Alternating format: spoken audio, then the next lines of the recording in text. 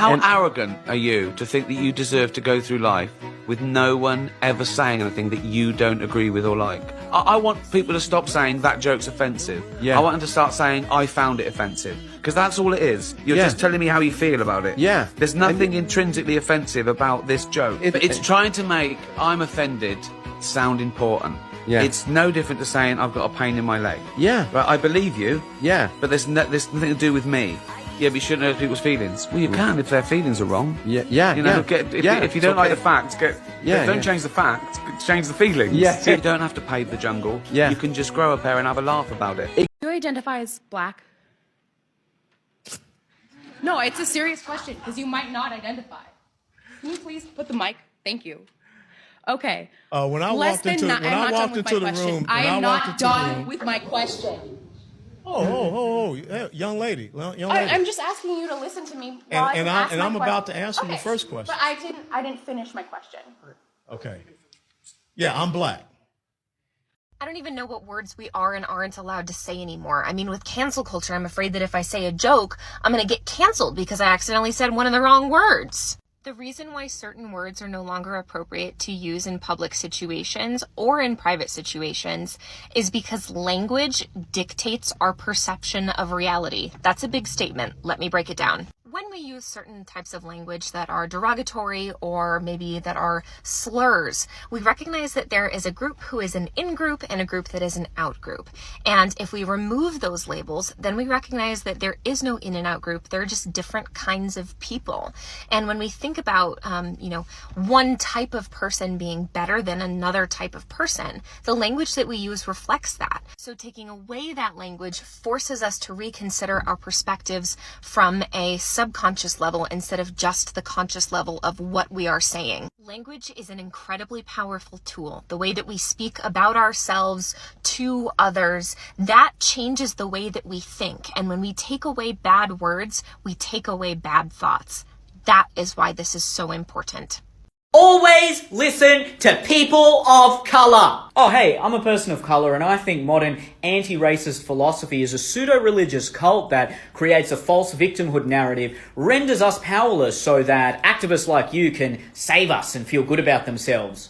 Not you, you're racist! Shut up! Oh, so you only listen to people of colour that say exactly what you want them to say. I'm doing this for your benefit. I'm protecting you. Hey, have you ever had an emotionally abusive boyfriend? Yes? He would get angry every time I said or did something he didn't like. He made me feel completely worthless and he justified his behaviour by saying he loved me and was trying to protect me, but it was all just for his validation. And the really sad thing about emotional abusers is that consciously they really feel like they're showing love and being protective, but they're actually just seeking to control the other person or people of colour.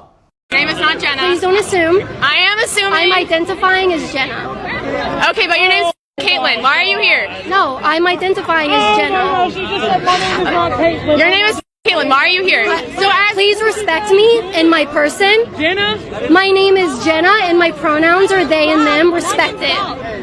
If you don't, you're a bigot. I am so tired of talking about woke culture. No, free speech is not some right-wing reframing of whatever. It's the foundation of Western civilization.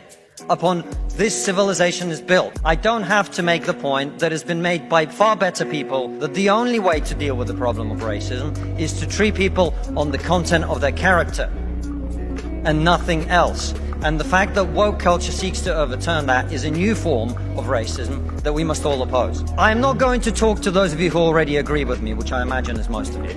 I want to talk to those of you who are woke and who are open to rational argument. A small minority, I accept. Because one of the tenets of wokeness is, of course, that your feelings matter more than the truth. But I believe in you. I believe there are those of you here who are woke, who are open to rational argument, so let me make one.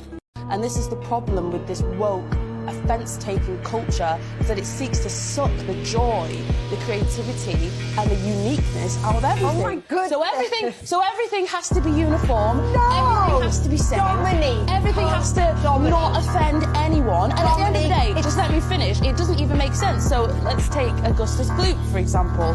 We're not allowed to call him a fat 9-year-old boy. but we're allowed to call him an enormous 9-year-old. He's enormous. Well, What is it? Conclusion, logically. If he's enormous, it might be that he's very... Annoying phrases and words that woke people use. Can we normalize? Like, can we just normalize? Like, can we just make it normal? And then they say the weirdest, like, not normal thing. Like, can we just normalize killing people you don't like? Oh my god, Tiffany, I hear your argument, but I just want to add on to that fact. Can I just add a layer? I just want to add. Can you stop that? That's offensive. That's offensive. Like, like, it's okay to be offended. Just because something offends you doesn't mean it's wrong. I don't like the way you're putting my Starbucks on the table. It's offensive. This one drives me crazy. It makes me so mad. When they say, I just want to give my opinion. Like, you don't have to take me seriously. It's just an opinion. It's just an opinion. And then they proceed to say the most racist or dumb shit ever. It's just an opinion. It's just an opinion. Like, you don't have to, it's just an opinion. The guy who said, stop gay bashing, right? I took that L. Hip-hop was dropping F-bombs, and I said, stop. You can play the footage. I said, stop it. As soon as I said, close on Sunday, just like Chick-fil-A, there was LGBTQ articles saying they need to boycott my company. I said, George Bush don't care about black people. As soon as I wore a red hat, I'm a coon. You can't do enough for nobody out here. So how about it? I stop. This is a perfect example why we should cancel the N-word. This college quarterback, or soon-to-be college quarterback, just lost a scholarship because he was recorded singing a song that had the N-word and he didn't, self-censor. Someone recorded it, uploaded it online.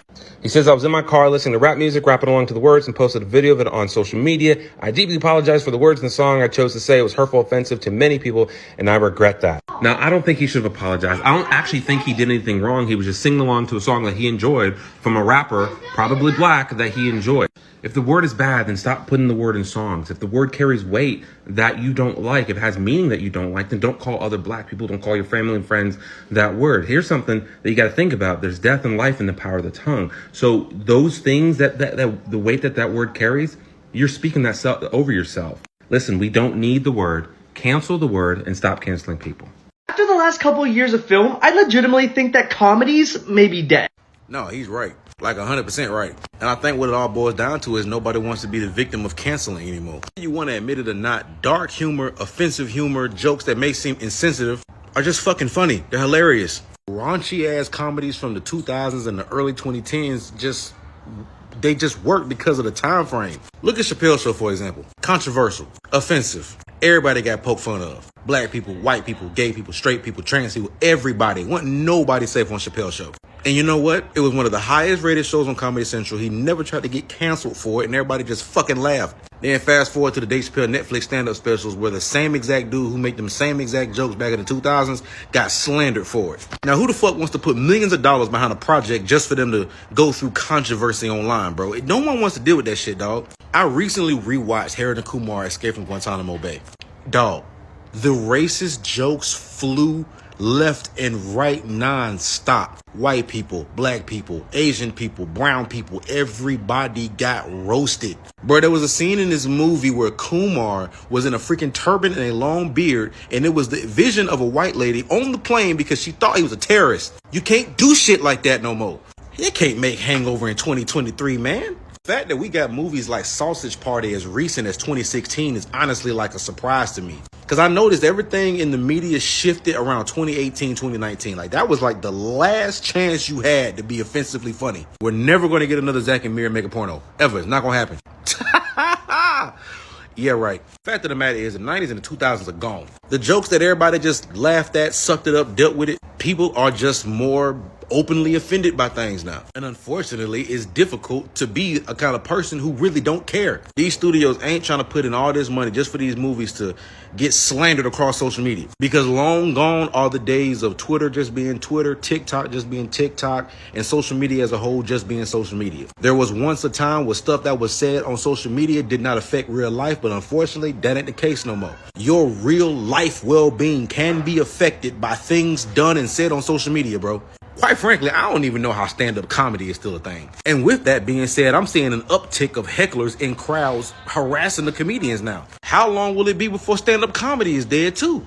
Those beloved raunchy comedies that we had growing up, unfortunately, may never happen again. Upside to that is, for those actors and directors and producers of those raunchy comedies, those movies now have a new shelf life because that's the last thing we got. So we just gonna have to keep rewatching it, restreaming it, and the movies will never die now. It may not be the politically correct thing to say, but today's social climate fucking sucks. The Church of England is considering using gender-neutral language to refer to God instead of masculine terms. The church plans to look into the idea in the months ahead after a request from some of its priests. Any changes to the words used in prayers or other liturgies using God the Father and Jesus Christ, God the Son, would have to be approved by the church's governing body. Some conservatives have already criticized the church's announcement. The Reverend Dr. Ian Paul told the Telegraph newspaper such a move would mean abandoning the church's own doctrine. The Church of England has just announced they're exploring the use of gender-neutral pronouns and language to refer to God instead of words like he and father, because they say God has always been neither male nor female. So if the Church of England can use gender-neutral language, so can you. No way. No way these men are actually considering this. Only in England this would happen. They take the piss out of Christianity. You think this would happen in Islam? Do not associate me with this. I'm converting to Islam. Call me Ahmed. Inshallah. How are you changing a whole religion for a very small minority of people who probably aren't even religious? You think man died for our sins to be called they? Put some respect on his name, man. Bro, I'm going back home to Jamaica. You think this could ever run in Jamaica? Fire for that!